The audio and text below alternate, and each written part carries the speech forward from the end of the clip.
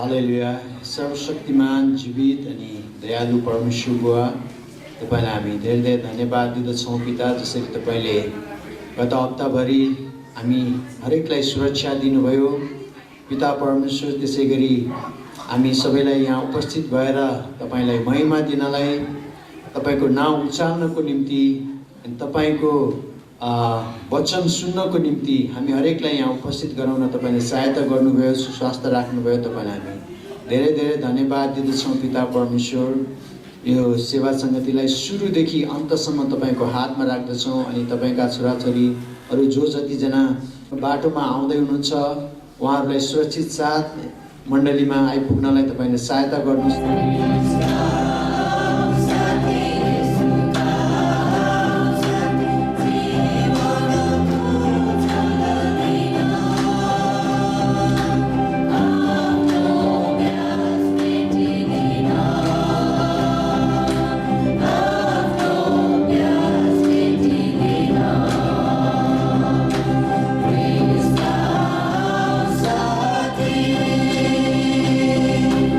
जीवन को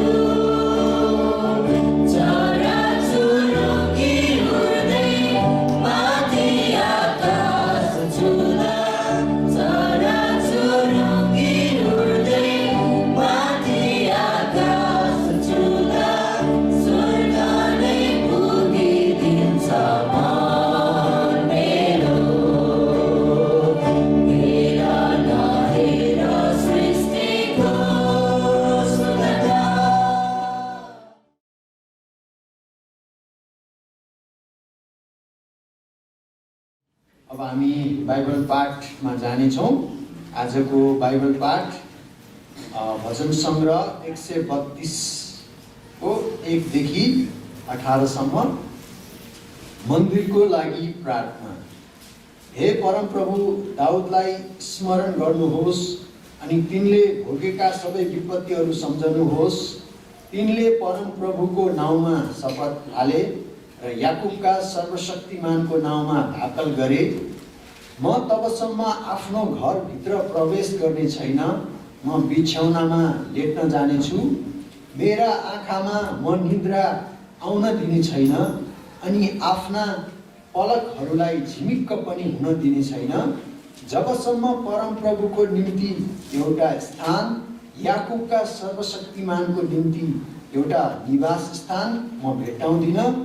एप्रातामा हामीले त्यसको विषयमा सुन्यौँ, हामीले याआरको मैदानमा त्यो भेट्टायौँ। हामी उहाँको वासस्थानमा जाउँ, हामी उहाँको पावदानमा आराधना गरौँ। हामी समय उहाँलाई उचाल्नेछौँ, जसरी उहाँले भनेअनुसार प्रभुमा सधैँ आनन्द गर, म फेरि पनि भन्दछु। हामी सधैँ आनन्द गर्ने त्यो हृदय परमेश्वरले हामीलाई दिनुभएको होस्। जसरी जुन उद्देश्य, जुन हृदय लिइकन यस ठाउँमा तपाईँ हामी उपस्थित भएका छौँ र तपाईँ र हाम्रो सारा प्रार्थना शरीरले येशूको माझ महिमा गर्न सकौँ। आमेन।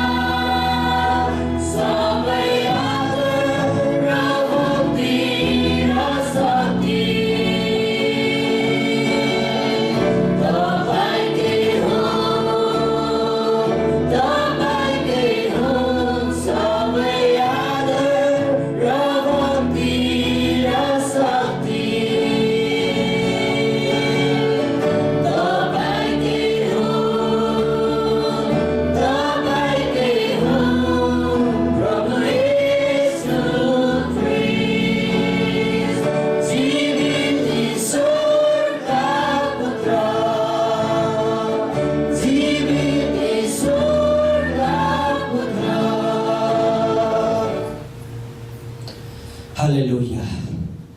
सर्वशक्तिमान, सर्वज्ञानी, सर्वव्यापी, जो स्वर्ग सिंहासनमा विराजित हुनुहुने, संसारको एकमात्र सृष्टिकर्ता, जो हामी मान्छे जातिलाई प्रेम गर्नुहुने, अनुग्रह गर्नुहुने, जीवितहरूका जीवित परमेश्वर, जो पवित्र पवित्र पवित्र हुनुहुन्छ। प्रभु, हामी तपाईँलाई धेरै धन्यवाद दिँदछौँ। जसरी प्रभु तपाईँले आफ्नो वचनमा भने अनुसार सास हुने हरेक प्राणीले यीशु ख्रीष्टको नाममा घोडा टेक्नु पर्दछ। हामी हरेकले जसरी प्रभु एकै मनको भइकन एउटै आत्मामा प्रशंसामा स्तुतिमा तपाईँलाई आफ्नो सारा प्राणात्मा शरीरले महिमा आदर प्रशंसा गर्यो। स्वर्गमा तपाईँलाई सुगन्धित धूप चाहिँ हाम्रो आराधना प्रशंसा महिमा भएको छ भन्ने विश्वास गर्दछौँ।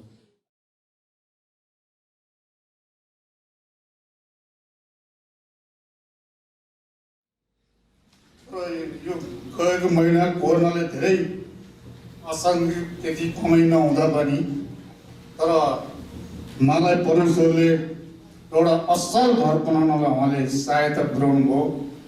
तर पहिला म अर्को छिमेकी घर अलिक अल्गो भएको कारणले मलाई त्यो भर्याङमा चाहिँ जस्ता अलिक नमिलाएको कारणले पानी पऱ्यो कि माथि गएर त्यो कहाँबाट चुयो भनेर हेरिरहनु पऱ्यो, नहेर भल चल्ने। अनि आफ्नो कमाइ पनि त्यति थिएन। अब प्रभु अब के गर्ने त भन्ने, अनि हामी घर सल्लाह गऱ्यौँ।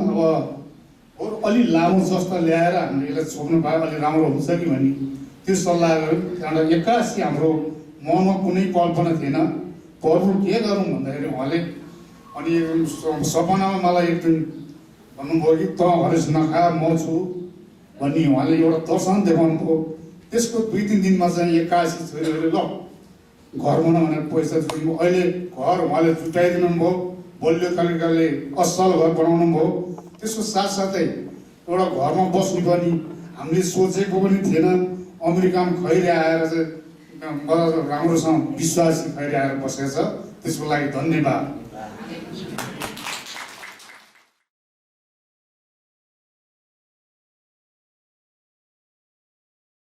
सबैलाई जय मसीह। र तपाईँ पनि आपसमा अभिवादन गर्नुहोस्।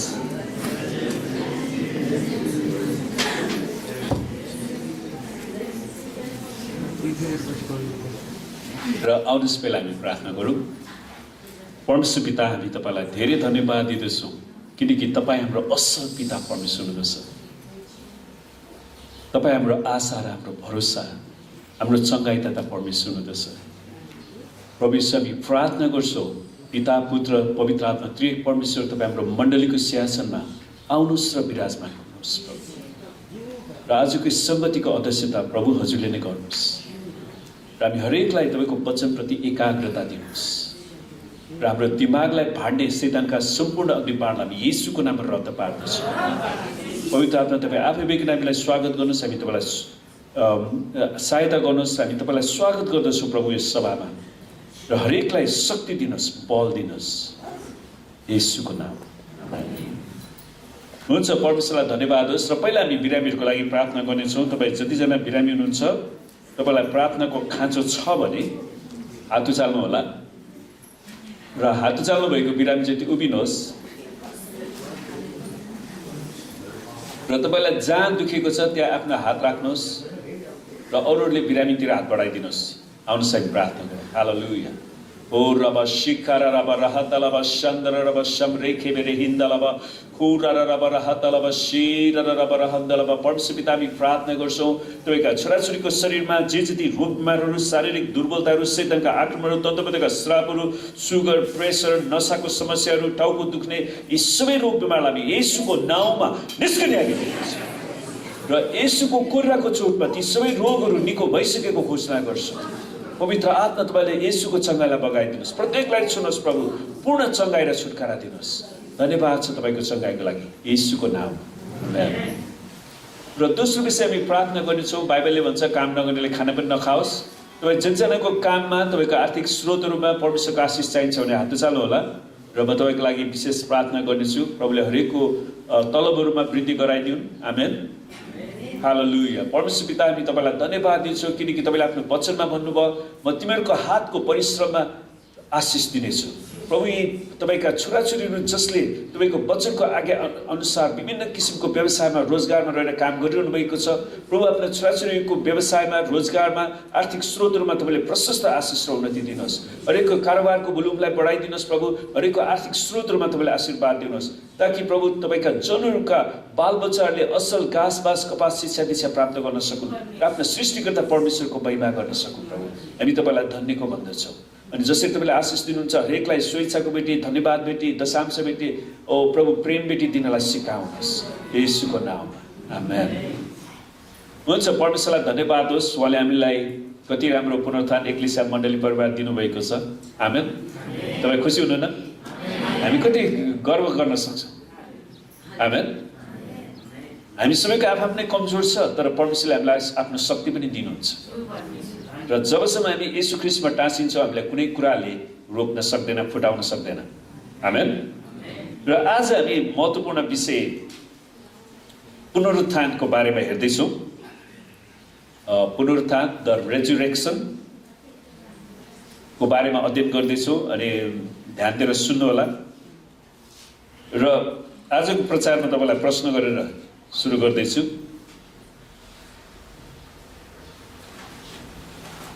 तपाईहरु कतिजनाले आफ्नो जीवनमा पीडाको खाल्टोमा जाकेको महसुस गर्नुभएको छ जीवनको कुनै समयमा कसैले कहिले त्यस्तो पीडा महसुस गर्नुभएको छ कसैले पनि पीडाको महसुस गर्नुभएको छैन आज चाहिँ इमानदार हुनुहोस्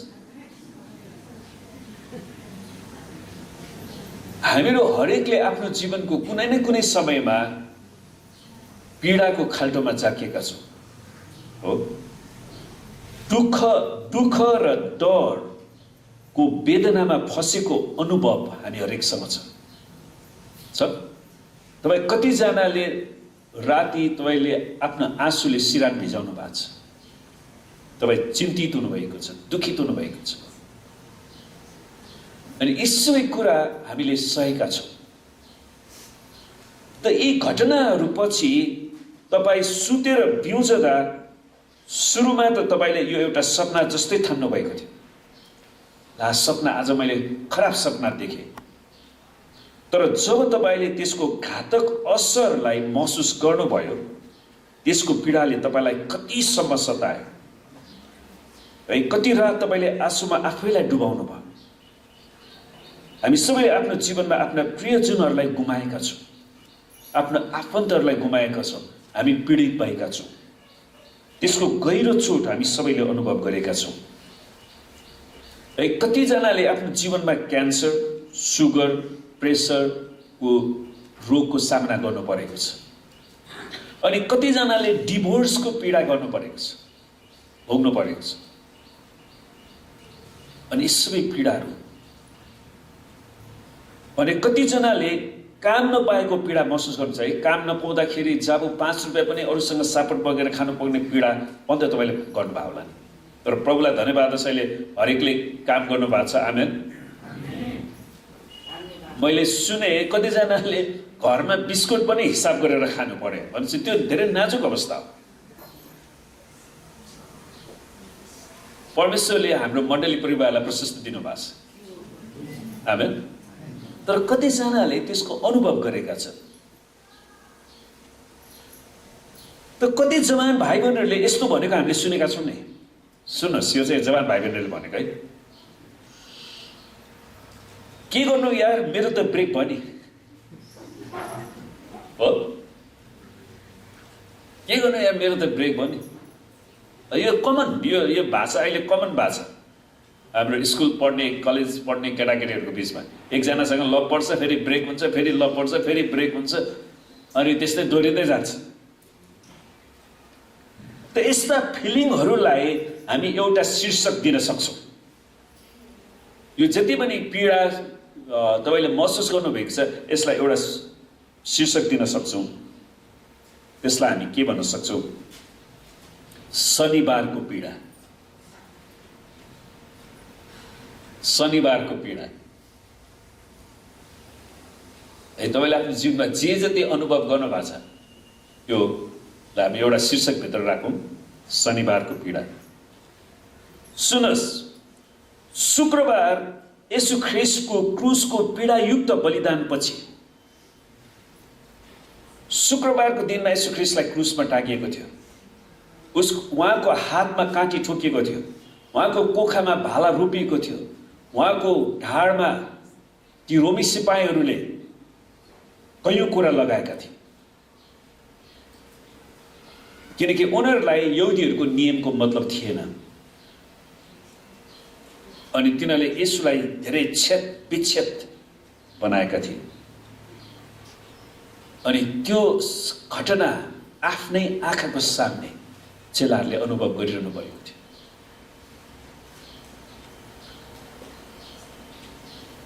अनि येशू ख्रीष्टको यस्तो क्रुसको पीडायुक्त बलिदानपछि चेलाहरू शनिबार बिहान निन्द्राबाट बिउजदा उनीहरू कति थकित भएका थिए होला, कति थकित भएका होला। त शुक्रबार प्रभु येशूले सबैभन्दा डरलाग्दो, कहाली लाग्दो मृत्युको वरण गर्नुभएको थियो। उहाँले यस्तो शारीरिक र आत्मिक कष्ट र पीडा भोग्नुभयो जुन हामीले कल्पना पनि गर्न सक्दैनौँ। हामीले कहिले पनि त्यस्तो कल्पना गर्न सक्दैनौँ कि येशूलाई सताउनेहरूले येशूको क्रुसको फाँसी, पीडादायी मृत्युमा सन्तुष्ट लिन सकेका थिए त? के उनीहरू सन्तुष्ट प्राप्त गरे? जसरी यहुदी धर्मका अगुवाहरू उहाँदेखि डराएका थिए, येशू ख्रीष्टदेखि डराएका थिए, हुन त आज यहुदी धर्मका मात्र होइन, संसारका अन्य धर्मका अगुवाहरू पनि डराइराखेका छन्। जसरी यहुदी धर्मका अगुवाहरू उहाँदेखि डराएका थिए कि कतै येशू नै लामो समयदेखि प्रतीक्षा गरिराखेको ख्रीष्ट हुनुहुन्न। उनीहरूको दिमागमा कतै हामीले ख्रीष्टलाई नै क्रुसमा टाँगिराखेका त छैनौँ कि कतै उहाँका चेलाहरूले उहाँको लासलाई चोरेर उहाँ बौरी उठिसक्नुभयो भने घोषणा पो गर्ने हुन् कि? अर्को तिनीहरूलाई डरलाग्दो चिन्ता त्यो थियो। अब येशूको चेलाहरूले कतै लास चोरेर येशू बौरी उठ्नुभयो भनेर घोषणा पो गर्ने हुन् कि? त यी यहुदी धर्मका अगुवाहरू जो प्रभु येशूका शत्रुहरू थिए, तिनीहरूलाई एउटा कुरा थाहा थियो, जुन कुरा प्रभु येशूले घरिघरि दोहोऱ्याइरहनु भएको थियो कि उहाँ बौरी उठ्नुहुन्छ। यो मन्दिरलाई भत्काइदेऊ, म तेस्रो दिनमा यसलाई खडा गर्नेछु। यसैकारण चेलाहरूले येशूको पुनरुत्थानको प्रचार गरेको तिनीहरू सहन सक्दैनथे। आज संसारका धेरै अगुवाहरू येशूको पुनरुत्थानको प्रचार सुन्न चाहँदैन, तर परमेश्वरलाई धन्यवाद होस्, हाम्रो येशू बौरी उठ्नुभएको छ। आमेन। उहाँ पुनरुत्थान हुनुभएको प्रभु हुनुहुन्छ। उहाँले मृत्युमाथि विजय हासिल गर्नुभएको छ। हामी त्यसमा गर्व गर्न सक्छौँ। यसैकारण ती यहुदी धर्म गुरुहरूले यो सुनिश्चित गर्न चाहेका थिए कि कोही पनि येशूको चिहानमा प्रवेश गर्न नसकोस्, ताकि कसैले पनि उहाँको लासलाई चोर्न नसकोस्। जुन व्यक्तिहरूले येशूलाई क्रुसमा फाँसी दिन पिलातुसलाई मनाएका थिए, बाध्य पारेका थिए, वास्तवमा पिलातुसले त भनेका थिए नि, रोमी कानुन अनुसार येशूलाई मृत्युदण्ड दिनलाई, फाँसी दिनको लागि उहाँले कुनै पनि त्यस्तो जघन्य अपराध गर्नुभएको छैन।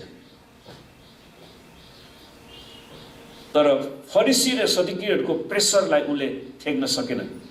अनि त्यसको पछाडि राजनीतिक कारण छ, किनकि रोमी साम्राज्यमा इजरायल पनि एउटा प्रान्त हो।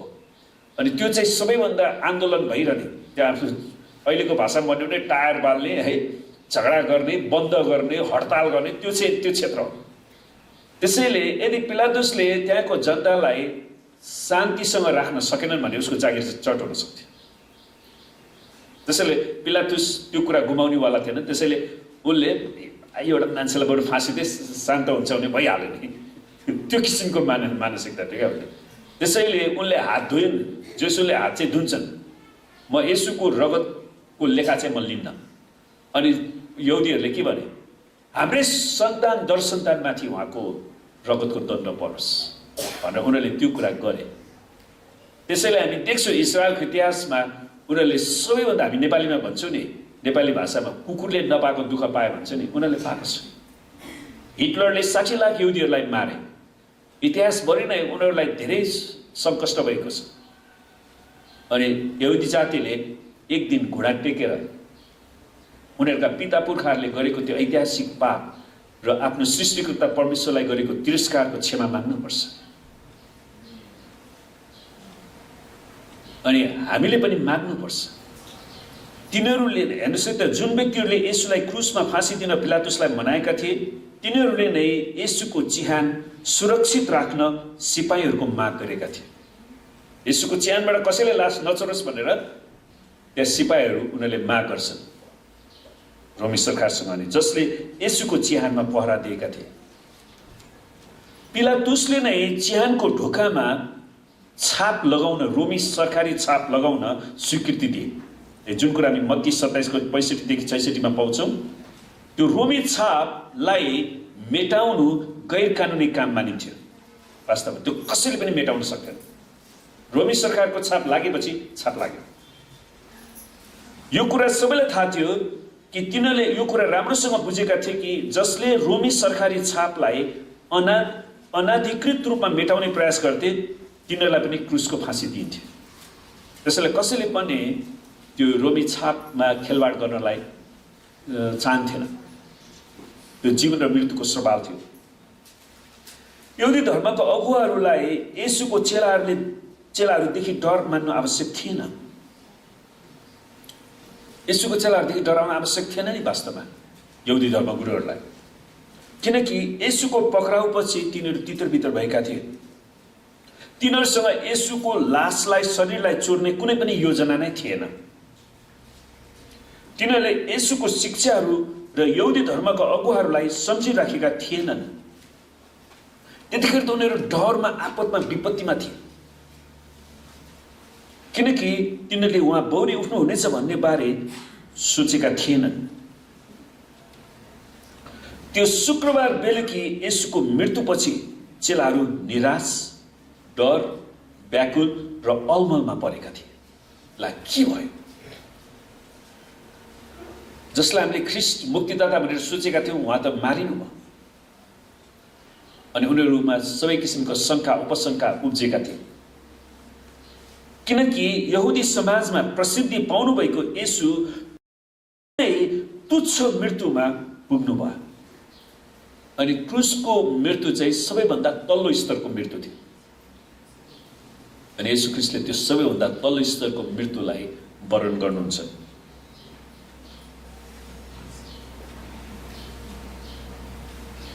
उहाँ यरुशलेममा विजयका साथ प्रवेश गर्नुभएको थियो है। यरुशलेमका बासिन्दाहरूले उनीहरूले चाहिँ ताली बजाउँदै, होसन्ना गीत गाउँदै येशूलाई स्वागत गरेका थिए, जहाँ मानिसहरू यसो भन्दै जयध्वनि लगाइरहेका थिए, होसन्ना, धन्य उहाँ जो परमप्रभुको नाउँमा आउनुहुन्छ। जुन कुरा मर्कुस 11:9 मा पाउँछ, भजन सङ्ग्रह 118 25-26 मा पनि। त्यसको 5 दिनपछि त्यही मानिसहरूले यसो भनिराखेका थिए। सुरुमा उनीहरूले भने होसन्ना, धन्य उहाँ जो परमप्रभुको नाउँमा आउनुहुन्छ। अनि त्यही व्यक्तिहरूले फेरि यसलाई यो भने, ए मन्दिर भत्काउने र 3 दिनमा निर्माण गर्ने, आफैलाई बचाएर परमेश्वरको पुत्र होस् भने क्रुसबाट ओर्लेर तल आइज। मान्छे कतै छिट्टै परिवर्तन हुन सक्छ।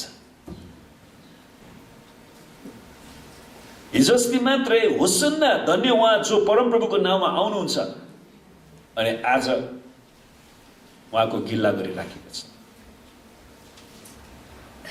र अब सुन्नुहोस्, बेसरी चुटिएको, काँटी र भाला रोपिएको येशूको मृत शरीरलाई रोमी सिपाहीहरूले चिहानमा पहरा दिई सुरक्षित राखेका थिए। यसै कारण येशूका चेलाहरूसँग येशूको मुक्तिको अभियानलाई सुचारू राख्ने कुनै विचार, योजना थिएन, किनकि तिनीहरूलाई थाहा थियो कि येशू मरिसक्नु भएको छ। किनकि उनीहरूको आफ्नै आँखाले येशूको क्रुसको मृत्युलाई देखेका थिए। उनीहरूले त्यो कुरा देखेका थिए, त्यसैले उनीहरू डराइराखेका थिए। कसैले यस्तो झुटो कुरा पनि भनेका रहेछन्, येशू ख्रिस्ट क्रुसमा बेहोस मात्र हुनुभएको थियो, उहाँ साँच्चीकै मर्नुभएको थिएन अनि चेलाहरूले फेरि स्वस्थ हुन सहयोग गरेका थिए। कसैले त झुटो कुरा भनेका थिए।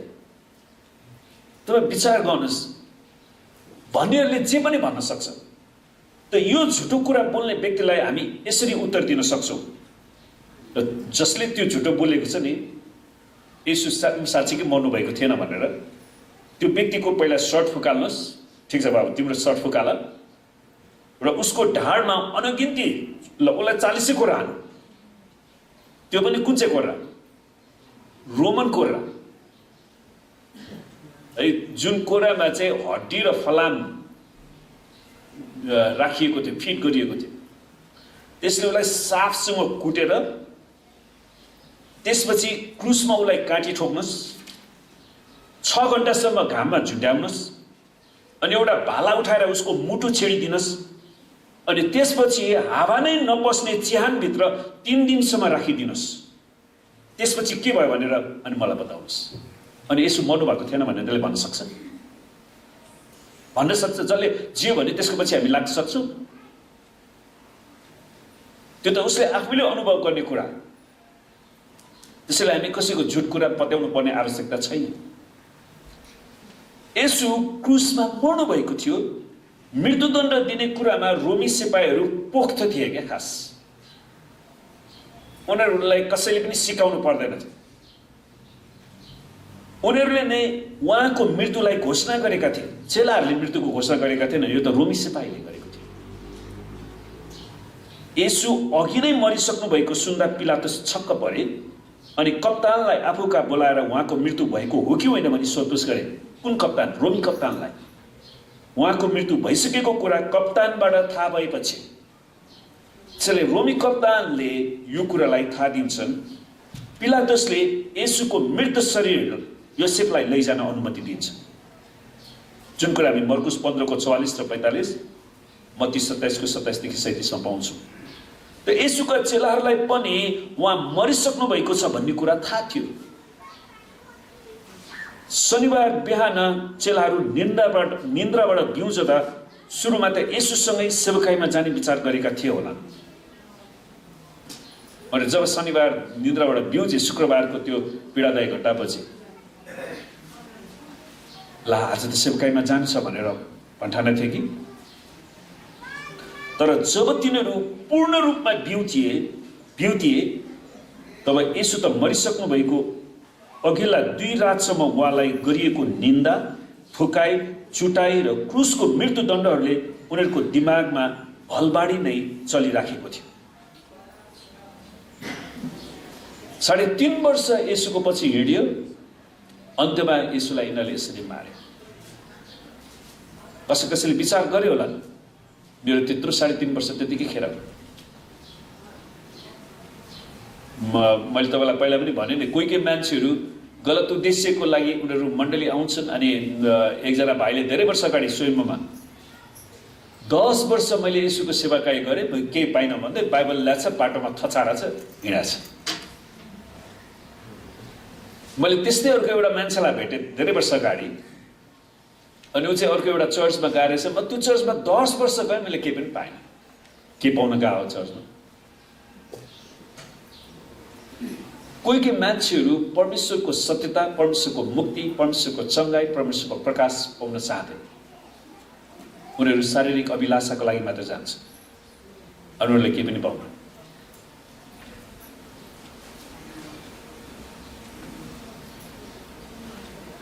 अरू सबै कुरा व्यर्थै भयो भन्ने, अब सबै कुरा व्यर्थै भयो भन्ने कुरा उनीहरूले ठानेका थिए। तिनीहरूले भविष्यको सेवकाई बारे विचार गरिराखेका थिएनन्, किनकि तिनीहरू डरले गाँजिएका थिए। जसरी परमेश्वरको दास मैक्स लुकाडो भन्ने एकजना व्यक्ति छन्, उनले लेखेका छन्, शनिबारको दिन शत्रुले जितेको थियो, चेलाहरूको साहस पनि हराएको थियो अनि आशा एकदमै मधुर भएको थियो। तर मत्ती 27:57 देखि 66 सम्म हामी पढौँ। साँझ परेपछि अरिमथियाका योसेफ नाउँका एकजना धनी मानिस आए। तिनी स्वयं येशूका चेला थिए। तिनले पिलातस कहाँ गएर येशूको मृत शरीर मागे। र पिलातसले त्यो तिनलाई दिने हुकुम गरे। योसेफले मृत शरीर लिएर सफा मलमलको कपडाले बेरे र तिनले चट्टानमा खोपेर बनाएको आफ्नै नयाँ चिहानमा त्यो राखे र चिहानको मुखमा एउटा ठुलो ढुङ्गा उनले गुडाइदिए र तिनी गए। चिहानको सामुन्ने मरियम मग्दलिनी र अर्की मरियम पनि बसिरहेका थिए। भोलिपल्ट अर्थात् तयारीको दिनको भोलिपल्ट मुख्य पुजारीहरू र फरिसीहरू पिलातसका भेला भए र भने, हजुर, हामीलाई याद छ कि यस ठगाले जिउँदो छँदा 3 दिनपछि म फेरि उठ्नेछु भनेको थियो। यसकारण तेस्रो दिनसम्म त्यो चिहान सुरक्षित राख्नलाई हुकुम गर्नुहोस्, नत्र त त्यसका चेलाहरूले आएर त्यो चोरेर लैजालन् र त्यो त मरेकोबाट जीवित भई उठ्यो भनेर मानिसहरूलाई भन्नेछन् र त्यो पछिल्लो धोका पहिलोभन्दा अझ नराम्रो हुनेछ। पिलातसले तिनीहरूलाई भने, तिमीहरूको आफ्नै पहरा छँदैछ, जाऊ, तिमीहरूले सकेसम्म सुरक्षित राख। तब तिनीहरूले गएर ढुङ्गामा मोहर लगाए, त्यो छाप लगाए र पहरादारहरू खटाएर चिहान सुरक्षित राखे। अब मत्ती 28 को 1 देखि 10 लाई हेरौँ। सबातपछि साताको पहिलो दिन रिमरिम उज्यालो हुँदा मरियम मग्दलिनी र अर्की मरियम चिहान हेर्न आए। ठुलो भूकम्प गयो, किनकि परमप्रभुका एउटा दूत स्वर्गबाट तल ओर्ले र आएर ढुङ्गो हटाएर त्यसमाथि बसे। तिनको रूप बिजुली जस्तो र पोसाक हिउँ जस्तो सेतो थियो। तिनको डरले ती पहरादारहरू थरथर काँपे र मरेतुल्य भए। स्वर्गदूतको सामनेमा हेर्नुहोस् त, फरिसी र सदुकीहरूले राखेका पहरेदारहरू उनीहरू थरथर काँपे, मरेतुल्य भए। अनि ती स्वर्गदूतहरूले स्त्रीहरूलाई भने, तिमीहरू नडराऊ, किनभने मलाई थाहा छ तिमीहरू क्रुसमा टाँगिनु भएको येशूलाई खोज्दछौ। उहाँ यहाँ हुनुहुन्न, किनकि उहाँले भन्नुभए बमोजिम उहाँ जीवित भई उठ्नु भएको छ। उहाँ जीवित भई उठ्नु भएको छ। आओ, उहाँलाई राखेको ठाउँ हेर। तब चाँडो गएर उहाँका चेलाहरूलाई खबर दियो कि उहाँ मृतकबाट जीवित भई उठ्नु भएको छ र उहाँ तिमीहरूभन्दा अगाडि गालिलमा जाँदै हुनुहुन्छ। तिमीहरूले उहाँलाई त्यहाँ देख्नेछौ, हेर, मैले तिमीहरूलाई भनिदिएको छु। अनि तिनीहरू डर र अति आनन्दसँग झट्टै चिहानबाट निस्केर गए र उहाँका चेलाहरूलाई खबर दिन दगुरे। अकस्मात येशूले तिनीहरूलाई भेटेर भन्नुभयो, शान्ति।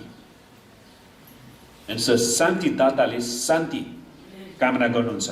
अनि तिनीहरू नजिक आएर उहाँको पाउ पक्रेर उहाँलाई दण्डवत गरे।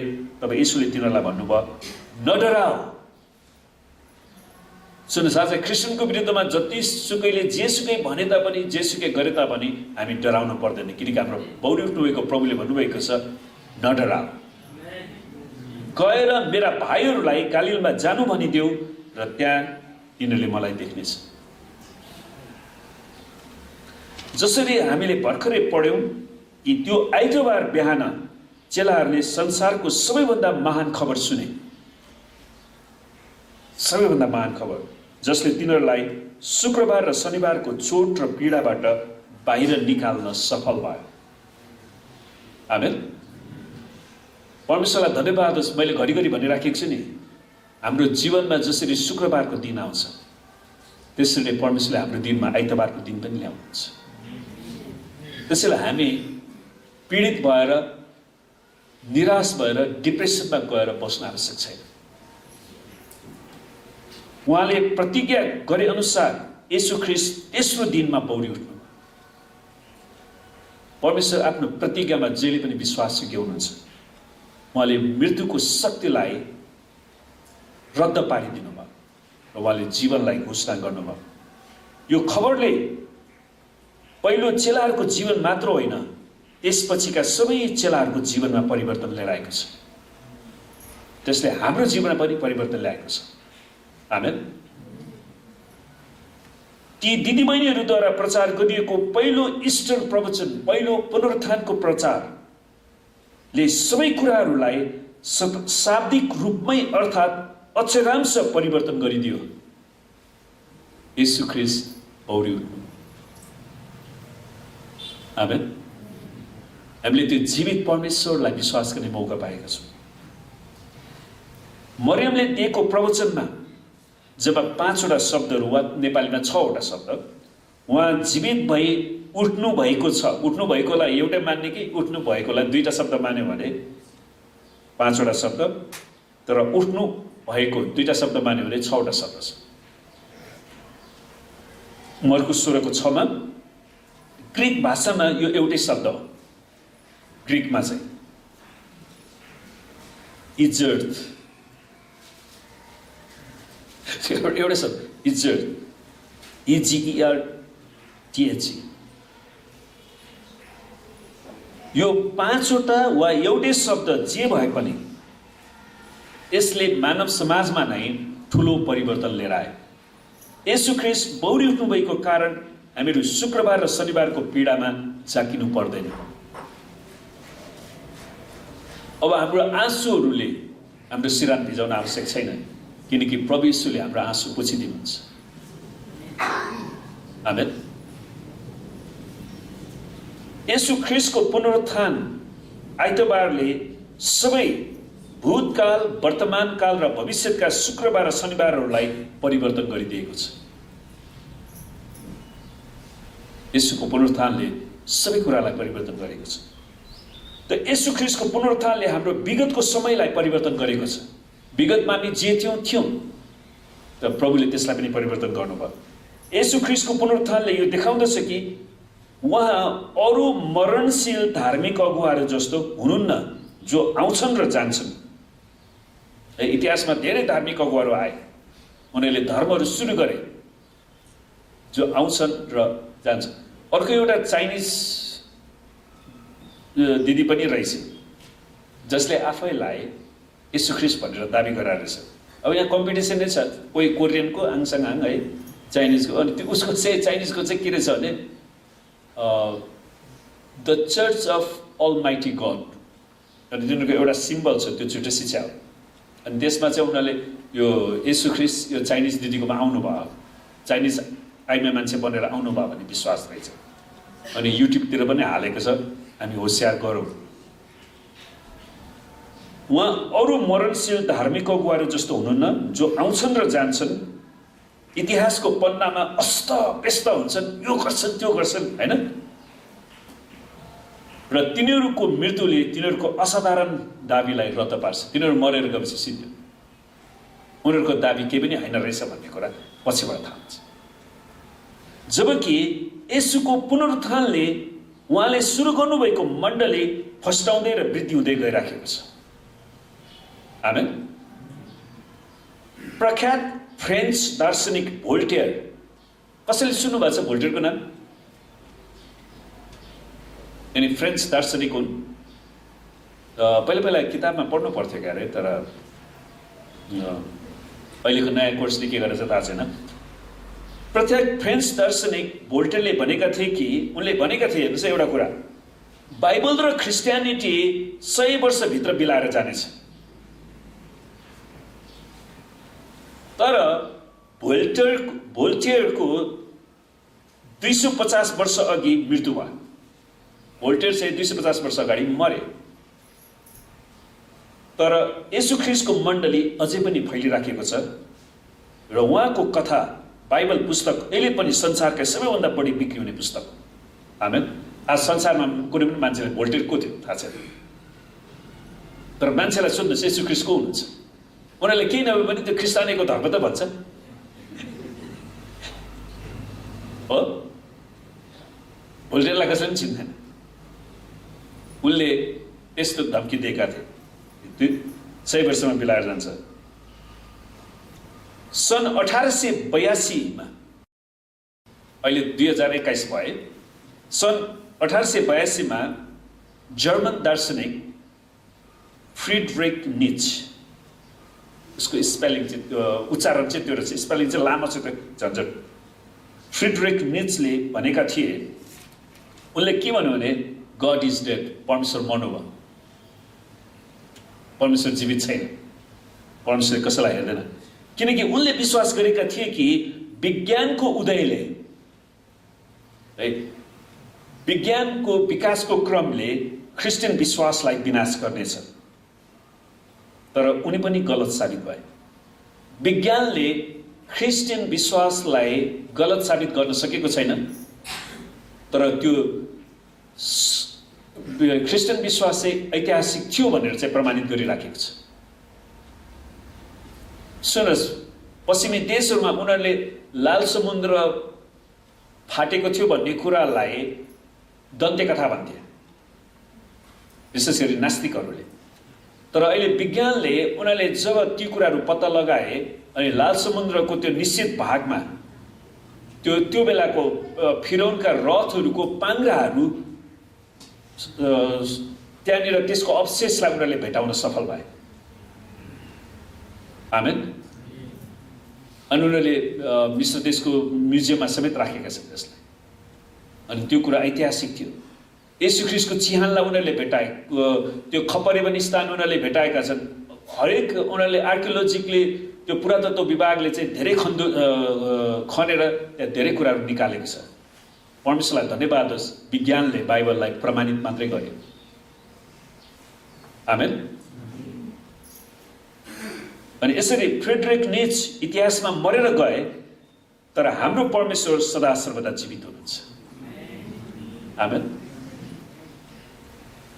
हरेक व्यक्ति जसले ख्रिस्टियन विश्वासलाई दफन गर्ने प्रयास गरेका थिए, उनीहरूले ख्रिस्टियन विश्वासलाई नै दफन गर्न चाहन्छ। तिनीहरूले नै ख्रिस्टियन विश्वासलाई जीवित पनि भेटाए। जसरी प्रभु येशू मृत्युबाट बौरी उठ्नुभयो, त्यसरी नै ख्रिस्टियन विश्वास पनि बौरी उठेको छ। आमेन। 2000 वर्ष अगाडि प्रभु येशूले सुरु गर्नुभएको मण्डली अझ पनि यही छ, किनकि येशू ख्रीष्ट पनि अझ यही हुनुहुन्छ। किनकि उहाँले के भन्नुभयो, जहाँ कि 2 वा 3 जना मेरो नाउँमा भेला हुन्छन्, म तिनीहरूको माझमा हुन्छु। आमेन। र परमेश्वरलाई धन्यवाद होस्, हाम्रो प्रभु येशू आज पनि जीवित हुनुहुन्छ अनि उहाँ हाम्रो माझमा हुनुहुन्छ।